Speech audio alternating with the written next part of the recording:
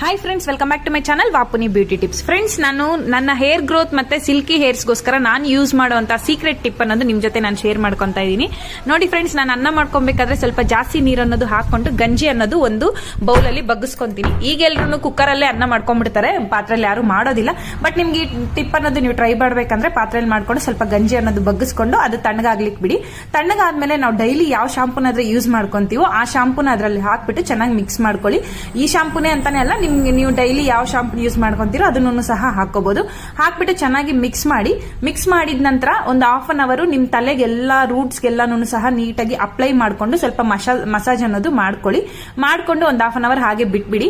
ನಂತರ ನೀವು ತಲೆ ಸ್ನಾನ ಅನ್ನೋದು ಮಾಡಿ ನೋಡಿ. ಡೆಫಿನೆಟ್ ಆಗಿ ಹೇಳ್ತಿದ್ದೀನಿ, 100% ಇದು ದ ಬೆಸ್ಟ್ ರೆಮಿಡಿ ಅಂತ ಅಂದ್ಬಿಟ್ಟು ಹೇಳ್ಬೋದು. ನಮ್ಮ ತಲೆ ಇರ್ತಕ್ಕಂಥ ಡ್ಯಾಂಡ್ರಫ್ ಕಮ್ಮಿ ಆಗುತ್ತೆ, ಹೇರ್ ಗ್ರೋತ್ ಜಾಸ್ತಿ ಆಗುತ್ತೆ, ಮತ್ತೆ ಹೇರ್ ಫಾಲ್ ಕಮ್ಮಿ ಆಗುತ್ತೆ, ನಮ್ಮ ಹೇರ್ ಸಿಲ್ಕಿ ಮತ್ತೆ ಶೈನಿ ಆಗಿ ಆಗುತ್ತೆ. ಫ್ರೆಂಡ್ಸ್ ನೋಡಿ, ಈಗ ನಾನು ಅಪ್ಲೈ ಮಾಡ್ಬಿಟ್ಟು ತಲೆ ಸ್ನಾನ ಅನ್ನೋದು ಮಾಡಿದೀನಿ.